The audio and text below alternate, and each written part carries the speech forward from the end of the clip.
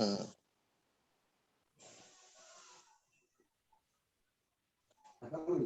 नहीं,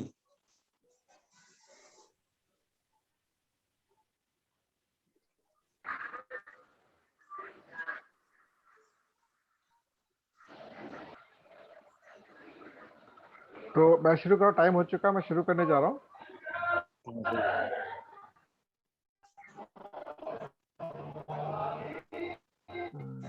स्पॉट का button,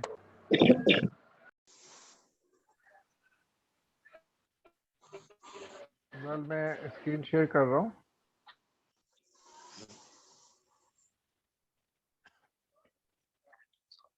last session में जहाँ पे हम लोगों ने स्टॉप किया था वहीं से आगे चलते हैं। हम लोगों ने विकसित और विकासशील देश के बारे में पढ़ा था, और मैं आज कुछ भी शुरू करने से पहले आपके सामने ये जरूर बताना चाहूँगा कि हमें पढ़ क्यों रहे हैं, हमें तो पढ़ने की जरूरत क्या है। तो नॉर्मली आज जो हम अपने देश की या वर्ल्ड की सिचुएशंस को देख रहे हैं, इसमें एक बहुत बड़ा जो एक फैक्टर आता है जिसको हम लोग अक्सर सुनते होंगे, डेवलपिंग एंड डेवलप्ड कंट्री। तो भारत को डेवलपिंग देश कहा जाता है, और ये क्यों है, इसके पीछे कई कारण हैं।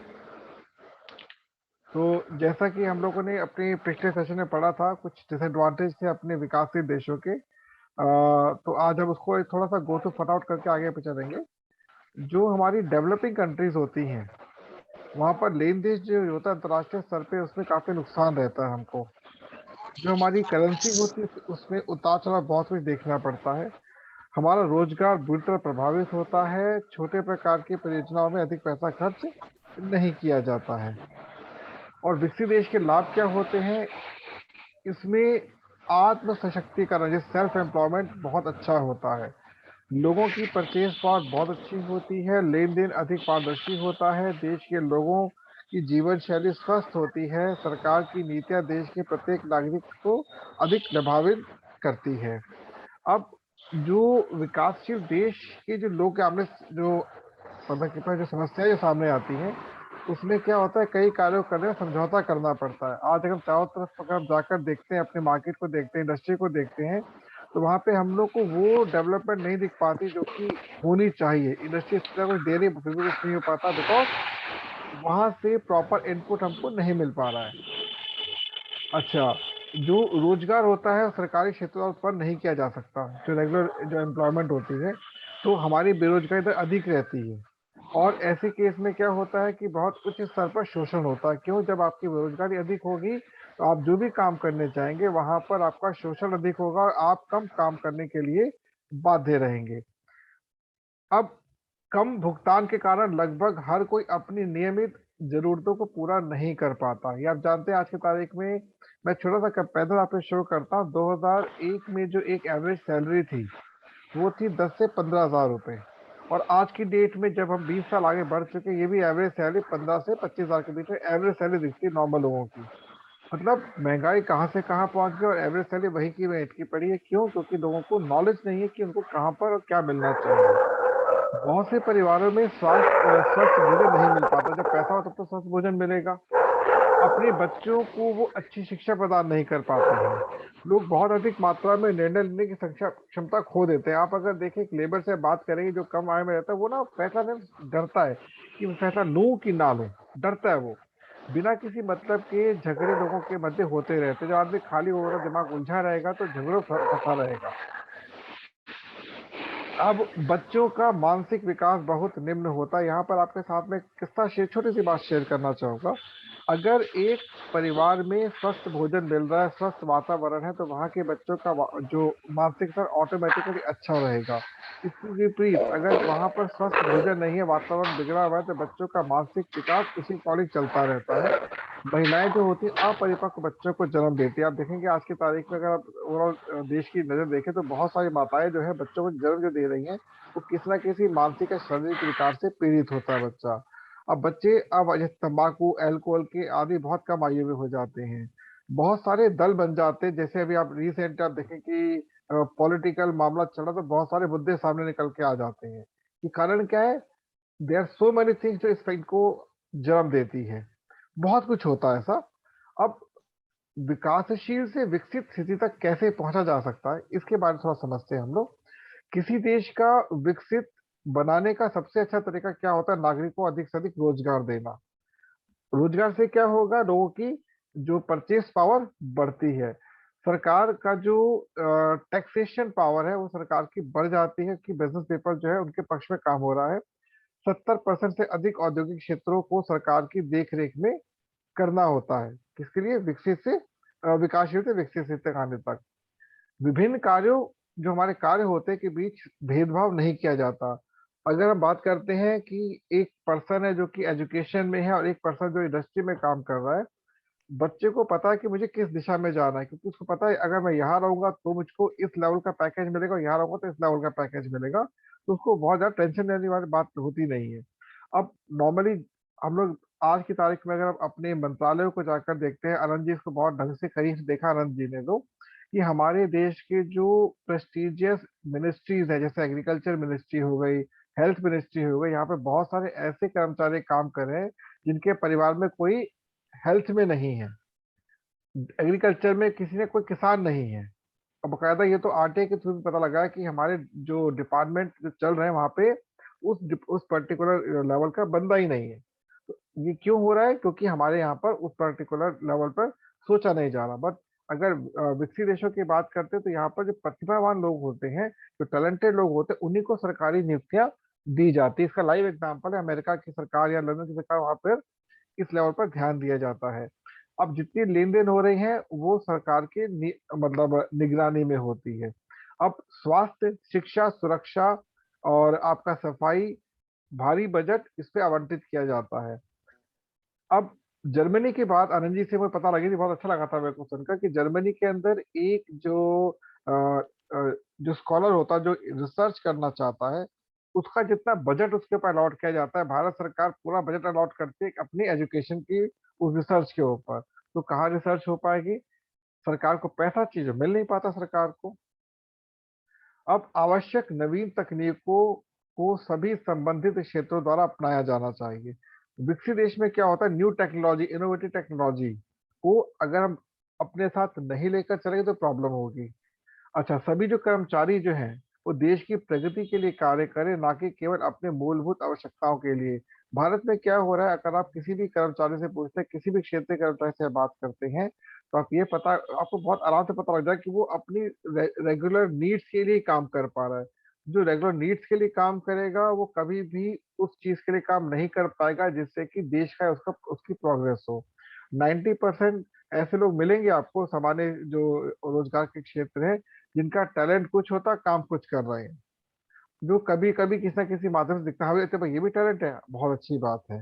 अब पूरे उद्योग को कुछ प्रमुख क्षेत्रों में विभाजित किया जाना चाहिए। जो हमारा जो इंडस्ट्री, एक प्रॉपर इंडस्ट्री, ये इंडस्ट्री, ये इंडस्ट्री है, इससे क्या होता है कि जो लोग हैं उनको पता है कि हमें किस इंडस्ट्री को का मतलब चयन करना है।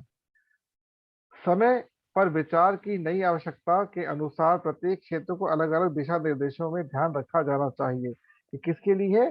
विकसित देशों के लिए। एक विकसित देश का सबसे अच्छा हिस्सा क्या होता है? अंतर्राष्ट्रीय स्तर पर बजट वजन होना। अब उदाहरण के तौर पे जब से हमारी नई सरकार आई है, इससे पहले की सरकारों के और इस सरकार के मुकाबले अब भारत की ना एक छवि डिफरेंट अंतर्राष्ट्रीय लेवल पे बन रही है। अलग बात है मीडिया हमको क्या दिखाती है, व्हाट्सएप को क्या दिखाता है, उससे मतलब नहीं। बट भारत के लोग अभी थोड़ा सा प्राउड से फील इसलिए भी करते हैं कि भारत में स्टार्टअप बहुत सारे शुरू हो चुके हैं। एक आपके सामने स्टार्टअप हमारा भी ये चल रहा है, ये भी आ रहा है, स्टार्टअप एक नई दिशा की ओर है। एक विकसित देश की सुंदरता यह है कि यदि किसी कारण से कुछ समय के लिए काम करने में सक्षम नहीं है तो प्रत्येक नागरिक को पेंशन की सुविधा प्रदान करना है। अब मैं तो यहाँ पर आपको ये बहुत इंपॉर्टेंट पॉइंट है जिसको हम लोग अपने इस जो हमारा ये लर्नर कॉर्पोरेशन का जो प्लेटफॉर्म है इसके थ्रू हम करने की कोशिश पूरी करेंगे इसके अंदर, कि अगर हमारे जो भी एम्प्लॉयज, जो हमारे यहाँ पे एम्प्लॉयज नहीं कहूँगा, जो हमारे यहाँ पर कलीग काम करेंगे हमारे साथ, उनको इस प्रकार से ट्रेनिंग दे दी जाएगी कि फ्यूचर में अगर वो काम नहीं भी कर पा रहे हैं, उनकी फैमिली में कोई टेंशन चल भी रही है, तो हम उनको फाइनेंशियल लेवल पर कभी भी लॉस नहीं होने देंगे। वास्तव में ये काम किसका? और सरकार का होता है। सरकार ये चाहती है कि अगर हमारे कोई भी नागरिक कुछ काम नहीं कर पा रहे, उनको कुछ ना कुछ दिया जाए ताकि उनकी लाइफ चलती रहे। भारत सरकार ने ऐसे श्रम योजना बना रखी है, कुछ पेंशन योजना बना रखी है, बट वो नाकाफी है आज की के खर्चों के अनुसार। सभी शारीरिक रूप से विकलांग एवं वृद्ध जनों को नियमित पेंशन के साथ सभी सुविधाओं को नियमित आधार पर प्रदान करना किया जाता है। अगर हम यूरोपियन कंट्रीज की बात करें, वहाँ पर ओल्ड एज होम और अनाथ बच्चों के लिए स्पेशल वहाँ पर एक होम बना रखे हैं, जहाँ पे उनका पूरा जो देख रहा है, पूरी वहाँ पे परवरिश वहाँ पे गवर्नमेंट के थ्रू की जाती है। पर उसके लिए जो फंड है एक अलग से अलॉट भी किया जाता है।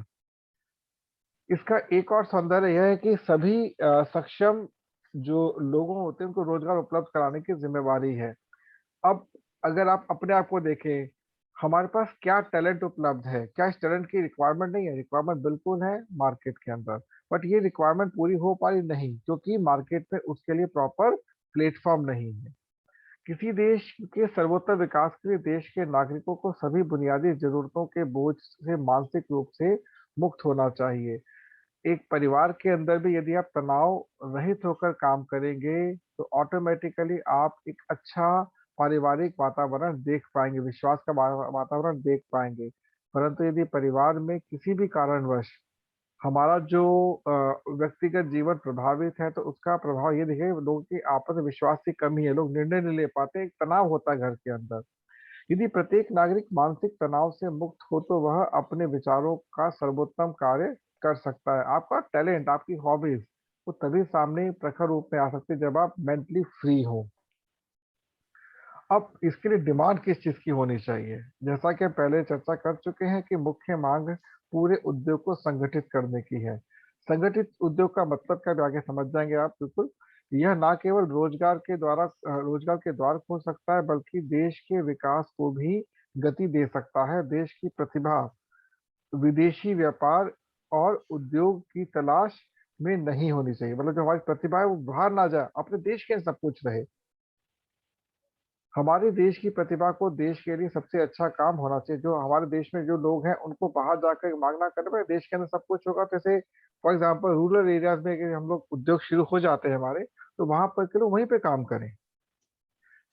इसका सबसे महत्वपूर्ण हिस्सा यह है कि पैसे का मूल्य कम हो जाता है और बाजार उच्च स्तर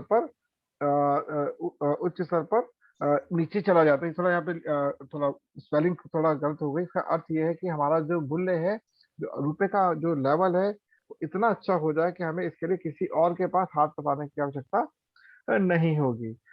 बहुत बड़ा मुद्दा उचित अ, अनभिज्ञता का है, मतलब अनअवेयरनेस जिसे कहते हैं। हम लोगों ने अभी तक जो मेरा अभी तक का जो पूरा अनुभव रहा है, लोगों के पास ये जानकारी नहीं है कि हम लाइफ को जिए कैसे। उनको बताया जाए तो भी वो समझने को तैयार नहीं है, क्योंकि उनको अनअवेयरनेस उनके अंदर है। लाइव एग्जांपल है हमारे इस वाटर प्योरीफायर का, जिस पर हम लोग काम कर रहे हैं। आप अगर इसके लेफलेट को ध्यान से देखें, इसमें ई कॉली नाम से एक वायरस बताया गया है। अब ई कॉली वायरस क्या है, किसी को नहीं पता। केवल डॉक्टर्स जानते हैं, बट डॉक्टर्स का प्रमोशन नहीं करते हैं, क्योंकि हमारी शिक्षा व्यवस्था में ऐसी किसी चीज को नहीं रखा गया जो कि लोगों को जागरूक कर सके। अगेन, शिक्षा व्यवस्था खराब हम लोग की है। कोई व्यवहारिक एक्सपोजर नहीं है, मतलब कोई प्रैक्टिकल नॉलेज नहीं दी जाती बच्चों को। जो स्कूलों में पढ़ाई हो रही है सबसे जानकार रखते हैं, चाहे कोई भी स्कूल हो, प्राइवेट हो गवर्नमेंट हो, बहुत रेयर होता है कि कोई प्रॉपर दिशा निर्देश से पढ़ाई दी जा सके। उद्योगों के प्रति सरकारी क्षेत्र का खराब प्रबंधन, क्योंकि वे भूमिकाओं का ठीक पालन नहीं कर रहे हैं। उद्योग जो है उनको जो दिशा निर्देश दिए जाते हैं उससे थोड़ा अलग हटके वो काम करें। ये सारी समस्याएं हमारी जो हमारे सामने आ रही हैं। अच्छा, अधिकतम रोजगार गैर व्यवस्थित तरीके से किए जा रहे हैं। हमारे देश में जो रोजगार किसी भी इंडस्ट्री में चल रहे हैं, वहां पर सरकारी दिशा निर्देश ना होने के कारण कुछ भी वो लोग कर लेते हैं। बाद में पैसा वैसा जो हिसाब किताब होता है उसको पूरा करने का प्रयास करते हैं। यहाँ पे सबसे बड़ा एग्जाम्पल हमारे एजुकेशन सिस्टम को देखिए। भारत में लगभग 70% जो प्राइवेट संस्थान चल रहे हैं एजुकेशन के, वो दिशा निर्देशों का पालन नहीं करते हैं, और वैसे ही बच्चों के साथ बस वो लोग आगे बढ़ रहे हैं। लगभग हर उद्योग कर्मचारी के लाभ के लिए अच्छा काम नहीं दिखा रहा है। अधिकतम श्रमिक अ, वर्गों के विचार स्तर वास्तविक आवश्यकताओं के अनुसार विकसित नहीं होते हैं। हमें हमेशा लगता है कि हम विकसित लोगों से बहुत पीछे हैं। यहाँ पर एक पॉइंट ये समझने वाला है कि विकसित और विकासशील देशों में बेसिक डिफरेंस क्या है। ऐसा नहीं कि यूरोप में हर चीज अच्छी चल रही है, यूरोपियन कंट्रीज में वहां पे हमसे बुरा हाल है, बट वहाँ के अधिकतम जो वर्ग है उसका जो मानसिक लेवल थोड़ा सा बेटर है, और अपने आधुनिक क्षेत्र के अनुसार थोड़ा सा वो मैच्योर है। अब जो अनभिज्ञता है, अनअवेयरनेस है के कारण विकसित जो देश क्षेत्रों के द्वारा नए रोजगार जो कह सकते हैं सूचित नहीं किए जा रहे हैं, क्योंकि अनअवेयरनेस है तो उससे रोजगार नहीं, हमको वो नई एम्प्लॉयमेंट नहीं मिल पा रही है हमको। विकसित जो क्षेत्र की सुंदरता में से एक व्यक्ति की प्रतिभा का सम्मान करना है। जैसे भी बताया मैंने आपको, जो हॉबीज जो टैलेंट होते हैं, अगर आपके पास है तो उसका उपयोग किसी भी इंडस्ट्री में नहीं हो पा रहा, इसलिए इंडस्ट्री डाउन होती चली जा रही है। भारत में हर 5 साल बाद हम देखते हैं कोई सेक्टर कभी कुछ उसमें प्रॉब्लम आके एक नया सेक्टर सामने चला आता है। प्रतिभा का हमेशा अविकसित क्षेत्रों में शोषण किया जा रहा है। अब एक व्यक्ति एक बहुत अच्छा कलाकार है जिसका उपयोग वो किया जा सकता है इंडस्ट्री के अंदर, बट वो यूज ही नहीं हो पा रहा, वो उसी चीज में लगा हुआ है। अब आपके सामने कुछ यहाँ पे ग्रुप है, इसमें बहुत जल्दी हमारा नाम भी जुड़ने वाला है, लर्नर कॉर्पोरेशन का। ये विकसित क्षेत्रों के उदाहरण है, जो मतलब ऐसे क्षेत्र जो कि विकसित है: Reliance Industries, Tata group, Bajaj group, Birla group, Micromax, Intex, Adani group, आपका मेदांता ग्रुप। हमारा लर्नर कॉर्पोरेशन भी इसी श्रेणी में काम कर रहा है। अब समाधान, सॉल्यूशंस क्या है, अब इस पर हम लोग बात करते हैं। यदि हम केवल समस्याओं के बारे में चर्चा कर रहे हैं तो हम जीवन की झलक को नहीं छू सकते हैं, और हम एक पेंडुलम घड़ी की तरह चलते हैं। यहाँ पे थोड़ा सा पॉज करूंगा और आपसे ये बताना चाहूंगा कि 90% हमारा डिस्कशन केवल और केवल किसके ऊपर चलता है? प्रॉब्लम्स के ऊपर। सजेशंस आती है बट इम्प्लीमेंटेशन नहीं हो पाता। सॉल्यूशन चाहिए, सॉल्यूशन चाहिए, हमें सॉल्यूशन की मांग सबसे पहले होनी चाहिए। और यदि इसको हम उसके थ्रू प्रश्नवाचक चिन्ह को तो देखें, जो क्वेश्चन मार्क होता है उसमें ऊपर खूंटा होता है, उसके बाद सजेशन में एक्सक्लेमेशन मार्क होता है, और जो सॉल्यूशन होता है डॉट होता है। इट मीन्स हमें डॉट लेकर आगे चलना है, ना कि हमको उस खूंटी को लेकर आगे चलना है। काम करने वाले क्षेत्रों में अंतर को समझना पहला कदम है। आप जिस भी क्षेत्र में काम कर रहे हैं वो क्षेत्र कैसा है। आज की तारीख में जब बच्चे किसी उसके लिए रोजगार के लिए आगे बढ़ते हैं, उनको खुद नहीं पता कि संगठित और असंगठित क्षेत्र में डिफरेंस क्या है, हमें क्या मिलना चाहिए। हम जब किसी से बात करते हैं, पूछते हैं भाई आप जिस क्षेत्र में काम कर रहे हैं कि वहाँ पे आपको क्या फैसिलिटीज मिल रही है? जी बस सैलरी मिल रही है और तो कुछ नहीं मिल रहा, तो पता ही नहीं वो कह रहा है। हमें अपने दिमाग के बौद्धिक स्तर की जांच करनी चाहिए। अब आप सभी लोगों को पता कि आपके पास बौद्धिक क्षमता किस लेवल की है, आप जानते हैं इसको, परंतु उसका उपयोग नहीं कर पा रहे हैं। क्यों नहीं कर पा रहे हैं? क्योंकि आपको खुद नहीं पता उसका उपयोग करें तो करें कहाँ पर। अगर हमें लगता है कि हम इसमें थोड़े कमजोर हैं तो हमें सबसे अच्छा कार्य क्षेत्र खोजना होगा। यदि आप किसी भी क्षेत्र में कमजोर है तो किसी और क्षेत्र में जाने का प्रयास करेंगे। करियर चयन करते समय हमें नियुक्ति पत्र, उनके नियम और शर्तें देखने चाहिए। जो आपको अपॉइंटमेंट लेटर मिलता है, सामान्य तौर पर मैंने नहीं देखा कि कोई उसको पढ़ के देखता होगा, और सैलरी कितनी मिल रही है बस छुट्टी। उसमें बहुत सारी चीजें होनी बहुत जरूरी कि क्या आपको मिल रहा है कि नहीं मिल रहा है। हमें नियमित आय के अलावा अपने नियोक्ताओं द्वारा प्रदान किए जाने वाले लाभों को समझना चाहिए। जैसे अभी पहले मैंने आपसे कहा कि आपको कौन कौन सी चीजें उपलब्ध हो रही हैं, और आप सभी लोगों को बता देता हूं मैं कि हमारे लर्नर कॉरपोरेशन है, इन फ्यूचर अगर आप इसकी पूरी टर्मिनोलॉजी पढ़ेंगे जो सबको बताया भी जाएगा, वो सभी फैसिलिटीज जो सरकारी क्षेत्रों को भी नहीं मिल पा रही हैं आप लोगों को दी जाएंगी, ताकि आप लोग अपनी लाइफ में कम से कम उन सुविधाओं के लिए काम ना करें, आप अपने प्रोग्रेस के लिए और देश की प्रोग्रेस के लिए काम करें। अब हमें काम के घंटों की समय सीमा को समझना होगा। सामान्य तौर पर सरकारी नियम ये कहते हैं 6 से 8 घंटे की नौकरी आपकी होनी चाहिए, जिसमें आपको ये पे आउट होना चाहिए। लेकिन आने वाला समय जो हमारा डायरेक्ट सेलिंग इंडस्ट्री है, ये टाइम की सबसे बड़ी फ्लेक्सिबिलिटी आपको देगी। आप चाहे तो 24 घंटे काम करें, चाहे तो 4 घंटे काम करें। और यहाँ पर आपको ये भी सिखाया जाए कि टाइम की मल्टीप्लिकेशन कैसे की जाती है, कैसे आप इस डायरेक्ट सेलिंग इंडस्ट्री का उपयोग करके एक दिन में 100 घंटे भी काम कर सकते हैं। ये यहाँ की ब्यूटी सिखाई जाएगी और बहुत कुछ बताया जाएगा यहाँ पर। लेकिन हम अपने नियमित विस्तार को चलाने के लिए एक बड़े दबाव में हैं और हम सरकार द्वारा प्रदान किए गए पूरे दिशा निर्देशों का पालन नहीं कर सकते हैं। बिल्कुल सही बात है, सारे निर्देशों का पालन सामान्य तौर पर नहीं किया जा सकता। लेकिन अब हम सभी के लिए एक बहुत अच्छी खुशखबरी, जैसे मैं बताया मैंने आपको, बहुत तेजी से आगे बढ़ने वाले उद्योगों में से एक अब हमारे देश की, हमारी सरकार की देख-रेख में काम कर रहा है, जिसका नाम है डायरेक्ट सेलिंग। जो भी बताया मैंने आपको, डायरेक्ट प्रत्यक्ष बिक्री और नेटवर्क उद्योग। भाग 3 जिसको कहते हैं प्रत्यक्ष बिक्री उद्योग। और यहाँ पे मैं थोड़ी देर के लिए पॉज़ करूँगा और आप लोगों से यहाँ तक के बहुत फास्ट चला हूँ, आप नोट करो, बहुत तेज़ी से चला हूँ मैं यहाँ पर। तो मैं अभी तक जो बताया, आप कुछ उसमें से अपना टिप्पणी रखना चाहेंगे? कोई भी? Any one of you? मैं बहुत तेज़ी चला हूँ, बहुत फास्ट चला हूँ आज मैं। संदीप, कुछ कहना चाहोगे?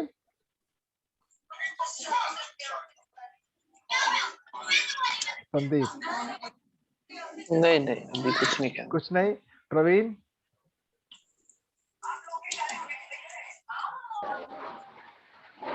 प्रवीण, कुछ कहना चाहोगे आप?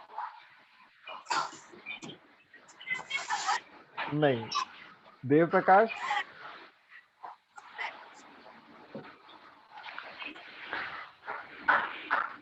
साइलेंट नहीं, कुछ कहो, कुछ पूछो यदि पूछना है तो। अभी तो जानना है। अभी जानना है, बहुत बढ़िया। कुणाल, आपको जानना चाहोगे? नहीं, अभी हम सिर्फ डेवलपिंग की ओर हम लोग जा रहे हैं, उसकी ओर अग्रसर है अभी तो हम लोग। Very good. हाँ आनंद जी, आप कुछ कहना चाहेंगे अभी तक के वक्तव्य के अंदर? मैं बिल्कुल कहना चाहूंगा। हाँ प्लीज प्लीज। अब मैं उस स्लाइड के साथ ही कहूंगा। आप फर्स्ट स्लाइड को ना मैं बोलूंगा तो आप स्लाइड करना, वो स्लाइड्स लगा दो। आप, मैं बताऊंगा कि हम कहाँ फॉल करते हैं। ये तो हुआ जो कि नॉलेज है। मैंने पढ़ा कि knowledge is not to know only. हाँ, कौन स्लाइड लगाऊं, कौन सी? नॉलेज ऐसे ही आप फर्स्ट पेज लगा दो जहां हमने डेवलपिंग से डेवलपिंग और डेवलप्ड का वो देखा। Okay okay okay. विकासशील से विकसित की ओर तो सीख जा रहा है। विकासशील से विकसित हम क्या कर रहे हैं अभी? हाँ, ये करना है, ये वाला पेज है। हाँ हाँ हाँ, इंडिया एक डेवलपिंग कंट्री है बिल्कुल और हम लोग हैं वो जो इसको डेवलप करेंगे। बिल्कुल। मैं वो सारी चीजें वन टू वन बताऊंगा कि हम बेसिकली डेवलप करेंगे कैसे। तो पहले तो आपने देखा कि कुछ प्रोड्यूस होना चाहिए जो अभी तक नहीं हो रहा था। तो प्रोड्यूस बढ़ाएंगे एक फैमिली की तरह, तो आपके कंट्री का जीडीपी बढ़ेगा। एग्जैक्टली। तो प्रोड्यूस कैसे बढ़ेगा? प्रोड्यूस तो अब चावल दोबारा उगा नहीं सकते, ज्यादा खेत भी कम ही हो गए हमारे पास। तो हम कुछ ऐसा बनाए जिसकी जरूरत है। तो हमने चुना कि वाटर के लिए कुछ करते हैं। वाटर एक स्कार्सिटी भी है और बहुत अच्छा सा वर्ड भी है, सब बोलना चाहते हैं सेव वाटर, बड़ा अच्छा लगता है। सभी इसको लेकिन करता कोई नहीं। Save water. तो हमने सोचा कि कर लेते हैं। बीआरसी है हमारे पीछे, बीआरसी कहता है कि सेव वाटर यदि हम कहेंगे तो कर ही देंगे पूरा। दिल्ली गवर्नमेंट कहती है कि हम सबको पानी दे रहे कॉर्पोरेशन का। तो हम लखनऊ कॉर्पोरेशन कह सकते हैं कि आज से जो ड्रिंकिंग वाटर है उसका वेस्टेज 0 हुआ। बिल्कुल कह सकते हैं ना, हमारे पास है सॉल्यूशन। तो हम डेवलपिंग है और हम एक ऐसा प्रोडक्ट बना रहे हैं, प्रोड्यूस कर रहे हैं जो हमें डेवलप्ड बना सकता है। और अभी development at the cost of environment acceptable नहीं है। तो अभी जो हम जो भी डेवलपमेंट कर रहे हैं, जो भी हमारा प्रोड्यूस है, वो एग्जैक्टली एनवायरनमेंट को हार्म नहीं करेगा in respect of water saving. जैसे जो भी प्यूरिफायर है वाटर वेस्ट कर रहा है, वो नहीं जानता है कि वाटर क्वालिटी पे बेचना है। आज मार्केट में आरओ बेच रहा है, 50 साल के बाद पता चलेगा कि गोदरेज एक कंपनी थी और अलमारी को हम गोदरेज बोल रहे थे। गोदरेज तो बेसिकली एक कंपनी है। तोड़ने में यही बात है कि हम तो आरओ जान रहे हैं, हमें तो पता ही नहीं है कि साला पानी की क्वालिटी के हिसाब से होना चाहिए। फिल्ट्रेशन है ये, इट्स नॉट आरओ, ये एक फिल्ट्रेशन है जो हमें चाहिए, जरूरत है उसकी। वाटर कंटेमिनेट हो गया है, वाटर स्कार्सिटी अभी है। मैं आपको एक शेयर करूंगा सभी लोगों के ग्रुप में, वाटर स्कार्सिटी कभी होगा नहीं, अभी है, इट्स गोइंग ऑन। अब जो आपने बोला इकोलाई, जो हमारे प्रोडक्ट पे लिखा हुआ है, इकोलाई वो बैक्टीरिया है जो डायरिया करता है। पूरी दुनिया में डेवलप्ड होने के बाद भी डायरिया वो बीमारी है जो अभी भी लोगों की जान ले रहा है। आदमी को पता नहीं चलता है, मर जाता है, वो डॉक्टर कभी नहीं बताता है उसको डायरिया हो गया था। ये डेवलपिंग कंट्री में है, कोई डॉक्टर नहीं बताएगा कि आपकी 60% बीमारियां ना ये अल्ट्रा फिल्ट्रेशन लगाने से ठीक हो जाएगा। तो आपको और मुझे बताना पड़ेगा, क्योंकि हम जानते हैं कि डेवलपिंग से डेवलप कैसे हो जाएंगे। जब कम लोग बीमार होंगे, जब कम बीमारियों में पैसा खर्चा करेगा, वो भी तो उसकी सेविंग होगी ना, साल भर में उसकी सेविंग बनेगी ना इससे। तो हम सस्टेनेबल इसीलिए हैं कि हम जो भी प्रोडक्ट दे रहे हैं ना, उस प्रोडक्ट वैल्यू को तो वो एक साल में डॉक्टर से बचा ले जाएगा। लर्नर कॉर्पोरेशन यही करने आया है कि डेवलपिंग से डेवलप्ड वाला जो काम है ना, वो सब करते हैं। Water treatment, waste management, food processing, everything. और आपने जो बोला ये कॉन्सेप्ट है, आपने टाटा बोला, हम लोग मोस्टली अभी तक जो टर्मिनोलॉजी लेके चल रहे हैं वो टाटा वाले ही लेके चल रहे हैं। जब टाटा ने डायरेक्टर्स बनाया ना, पहले कंपनी बनती नहीं थी, तो पहले टाटा ही बनी कंपनी। उसने बोला बहुत सारे डायरेक्टर होने चाहिए, तो गवर्नमेंट ने वैसा ही कि सबको डायरेक्टर बनाना चाहिए। फिर इनको लगा कि डायरेक्टर ना लड़ाई कर लेते 5 साल से ज्यादा। आप एक सर्वे पढ़ा मैंने कि इंडिया में हर साल करीब 5 लाख कंपनियां रजिस्टर होती है हर साल। उस 5 लाख कंपनियों में 5,000 कंपनियां भी एक साल नहीं जीती हैं, और सिर्फ 10 कंपनियां जो 5 साल का टाइम पार करती है। बट अभी एक ट्रेंड फिर से चला है, ये जो न्यू मिलेनियर्स है ना, ओयो वाले, इन्होंने एक नई रेस दी है, लेकिन ये रेस उतनी तेजी में नहीं है, एक कोरोना में सब खत्म हो जाता है। लेकिन हमारा रेस एकदम है, अभी यदि कोविड हो जाएगा तो हमारे पैसे बहुत तेजी से बन जाएंगे। मतलब हम बिजनेस आउट ऑफ पेंडेमिक कर सकते हैं।